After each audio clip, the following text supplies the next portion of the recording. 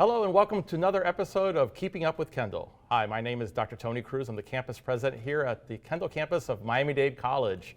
And we're coming to you from our Learning Commons here at the Kendall campus. And today we have with us a special guest, Carlos Martinez. He is CEO and president of United HomeCare. Thank you, Welcome, Dr. Carlos. Cruz. How are you? Pleasure. Great to have you with us today. Thanks for the invite.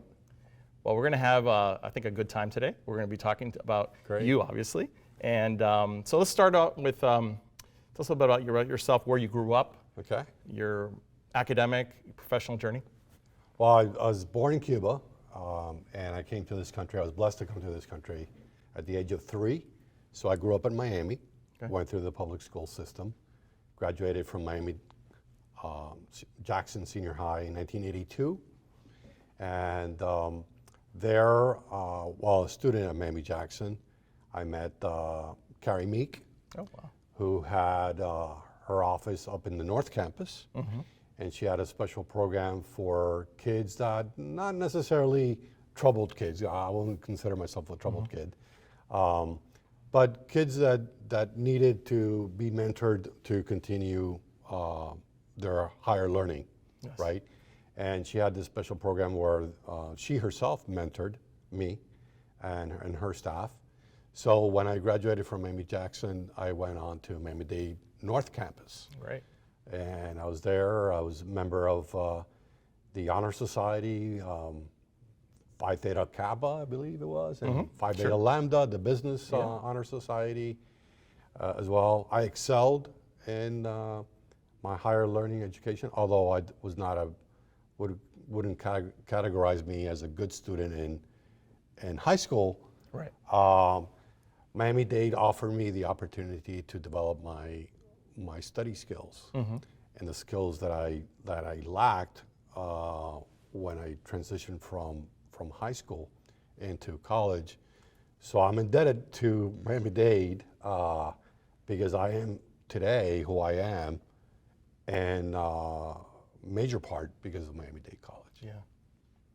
Anything in that experience? I mean, you said that you know, obviously maybe the professors, or is anybody else that really was a big impact on making that shift for you? You know, you said high school, not so great a student, but then you know you got to Miami-Dade College and started to excel. Is there anybody in specific or anything? It was a team of people. So I vividly remember, you know, the dean of the accounting department, Blanca Gonzalez. She was very instrumental in mentoring me.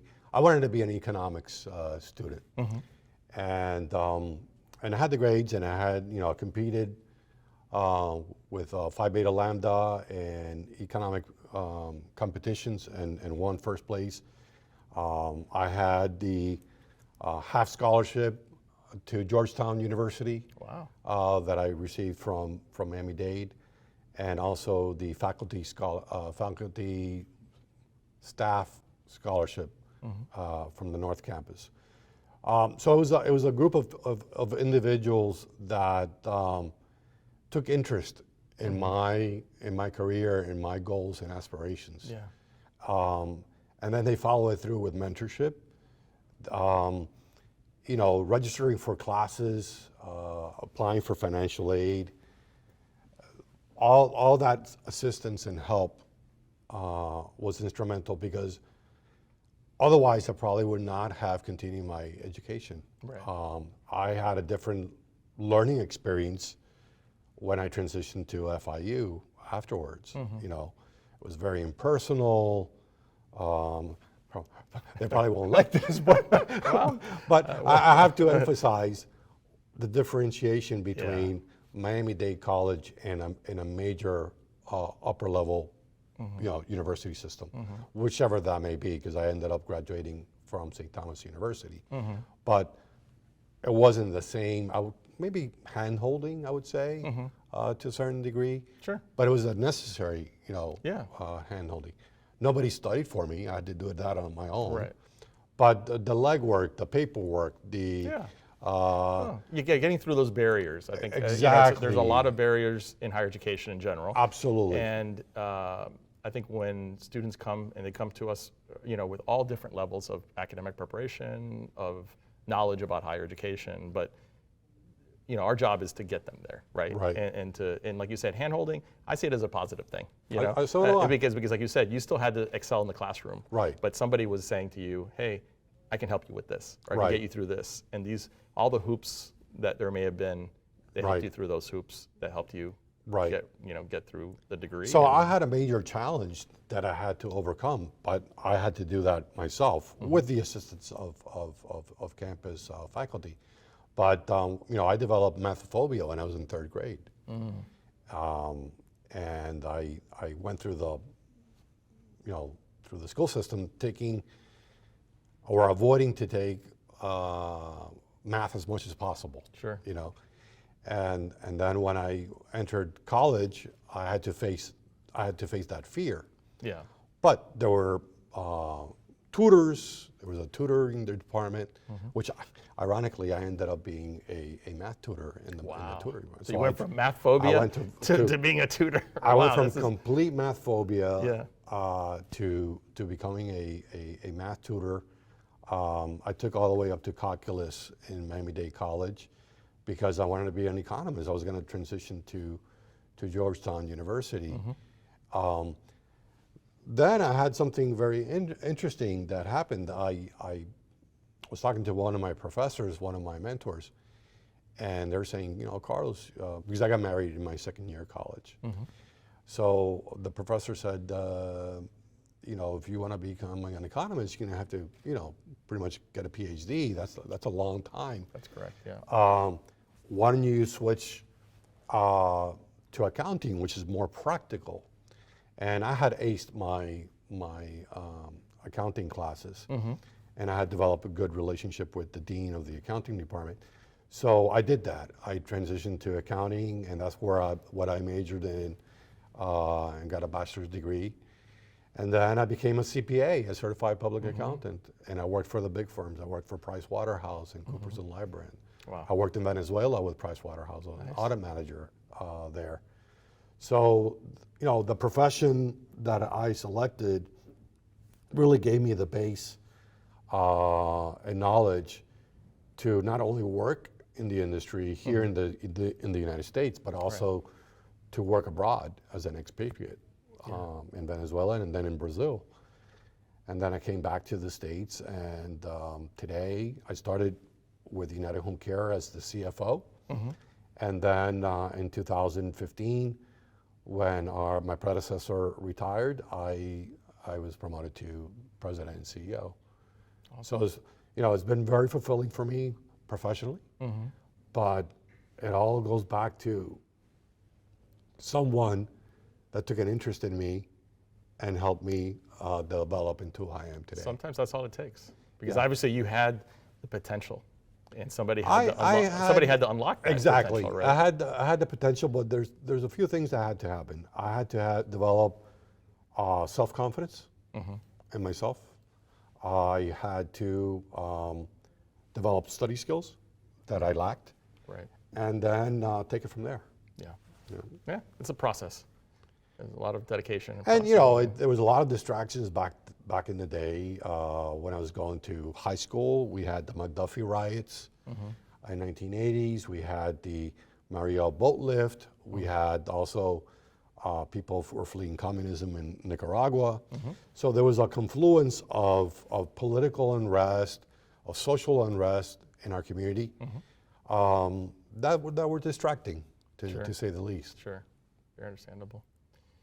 So, I know you're the CEO and president, and you're in the healthcare industry. And we hear a lot on the news about the healthcare industry and what's going on, right? And some people are good with it, some other people are not so good. They're worried about what's happening with healthcare. So other people think we have a great system.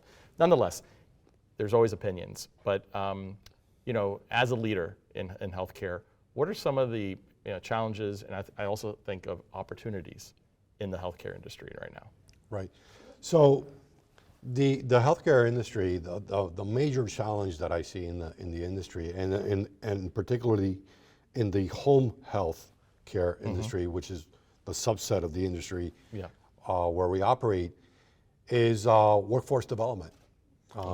So it's very challenging to recruit and to retain home health aides and talent, because there's a lot of competing interest, right? So when you're paying minimum wage, but others in, let's say, Publix is paying 15, McDonald's is paying 14. Target's paying 20 something. Exactly. Amazon is paying 20 plus or something. People tend to gravitate to those higher paying jobs. Sure. So the turnover rate in our industry is at the national level is 82%. That's really, really, really bad. At United HomeCare, our turnover rate is about 60%, albeit lower than the national level, but still something that we have to, big challenge. We have to address, and it's a big challenge. So to address that challenge, we had to develop our own curriculum. We're the only home health teaching agency that has been designated by the Florida legislature. That's great. So we take advantage of that, and what we're doing is we have a program where we are teaching the home health aides, and then we hire them. So we teach them and hire them. Yeah. And that has been quite successful. We've taken that program into the underserved community. So we partnered up with Florida Memorial University up in Miami Gardens, and have done it on site there on their campus. And we've also done it in Coconut Grove. Soon we hope to take it to Florida City. So we're going into the areas where others don't tread to go. Yeah. Because it's not in their wheelhouse. It's just not comfortable. So that's a big challenge. Access to healthcare is also a big challenge. Sure. So if you drive by any shopping center in Southwest, Kendall, Hialeah, you'll see primary care centers throughout. Every shopping center has a clinic. Definitely. I see them all the time. So access to healthcare in the Hispanic and Anglo market is not an issue. But if you drive by the Black communities, you don't see that. So there's a huge gap. Food insecurity is a big issue. Access to healthcare is a big issue, primarily in the Black and minority communities. Yeah. And that's something that our community has to embrace, and something that we have to address that. We'll have to address it, and we have to address it both public, the government, and the private sector. Corporations need to step in and partner up to be able to address that, because it just makes our community that much better and that much healthier. Oh, definitely. Right. Very needed. What's an opportunity?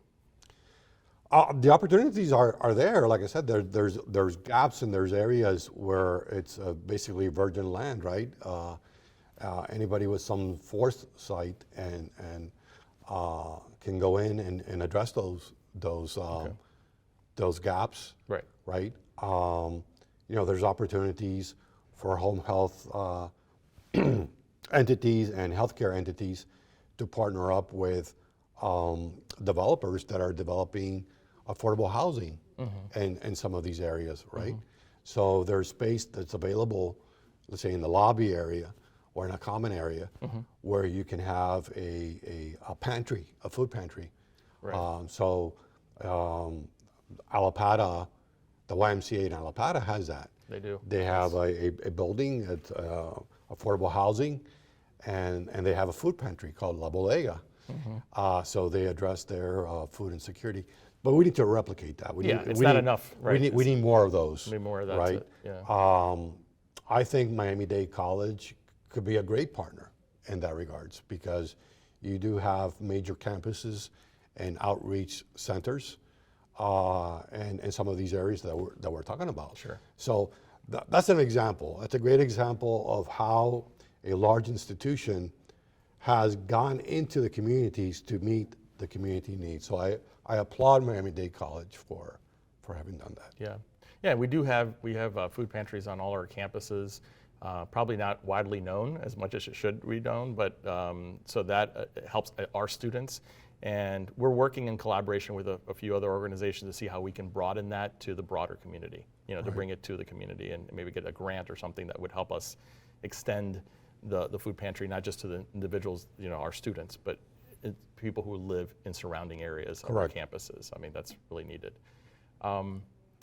So those are some, I think, thank you for that. I think that's really great insight as to what's going on in the reality, right? And there's Right. some great opportunities out there to help individuals in our community. You had mentioned before, your experience here at Miami-Dade College at the North Campus and how that changed your life. Is there any particular individual or situation other than that has inspired you to get where you are today? Because you're CEO and president, so Right. you're people look up to you. They know that you're a leader in the community. Correct. And so, is there anybody or anything that happened in addition to what we've talked about? Because I think you've already talked about that inspiration or the things that you got from the college. But is there anybody else or anything else that you can point to? Sure. So,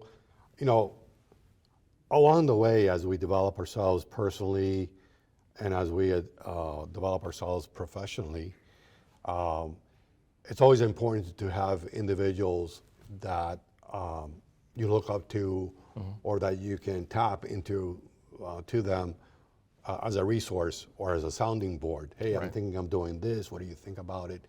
Give me your feedback.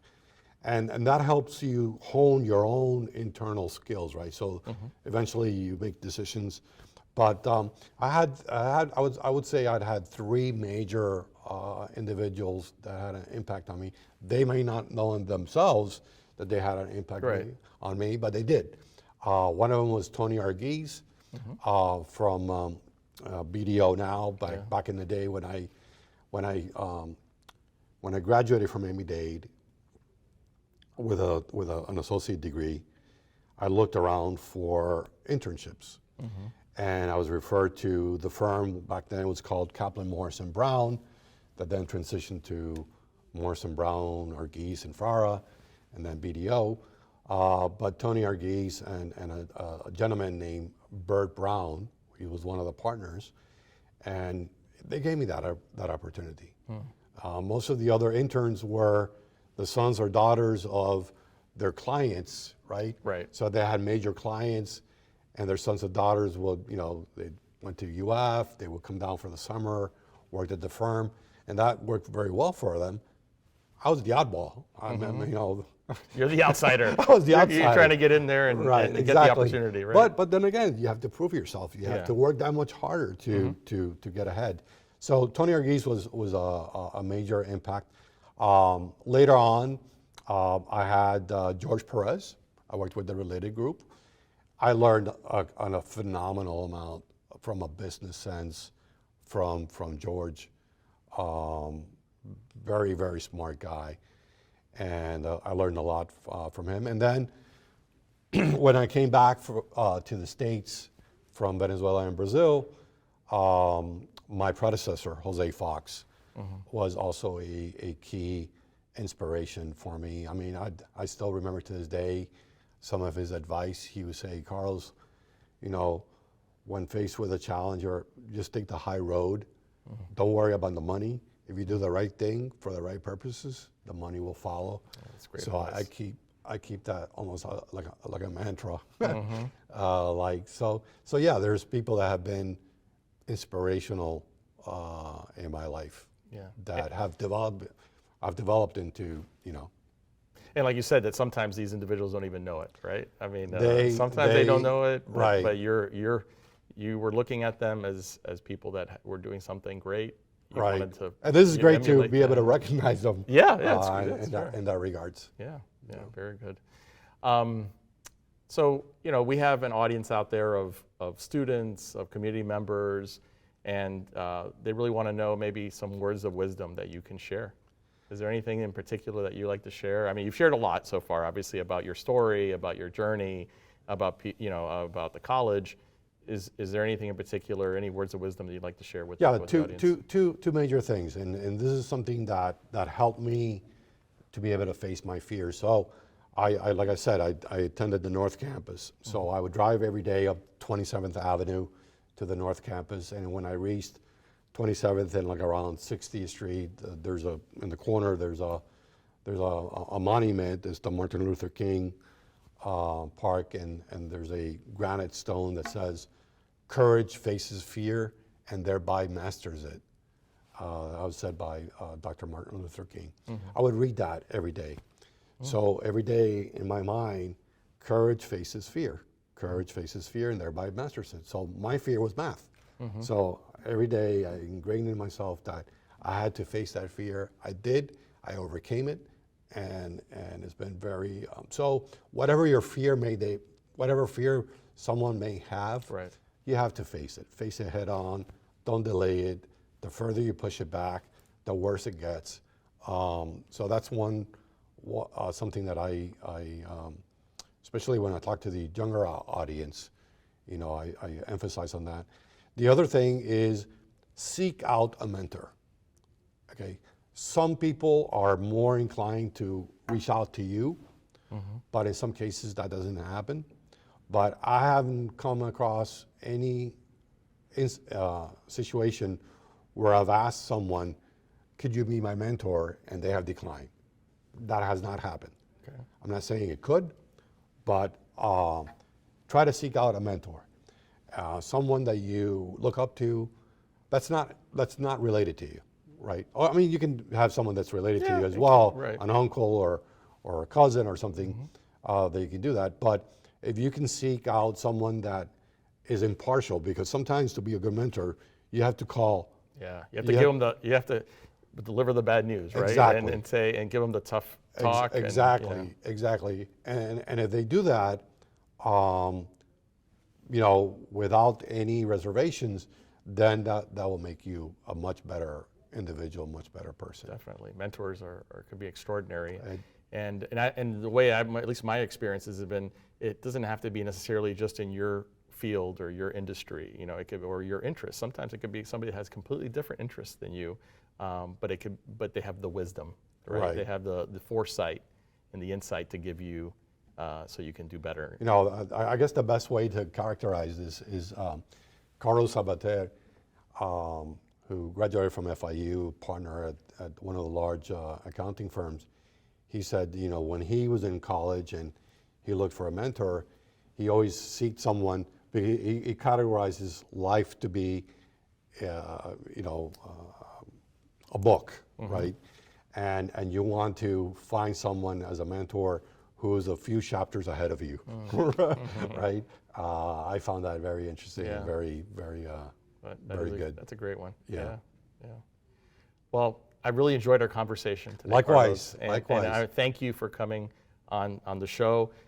We met several months ago at an event, and I thought that your story was an extraordinary story of somebody that came to the college, maybe wasn't the best in high school, but has done so many great things since graduating from the college, and I want to wish you the best, and thank you for inspiring us today, because I think this is what our students need to hear. This is what the community needs to hear from people who actually have struggled, but now have achieved great things. It's great to come back to MDC, to share our personal stories with the students, with yourself.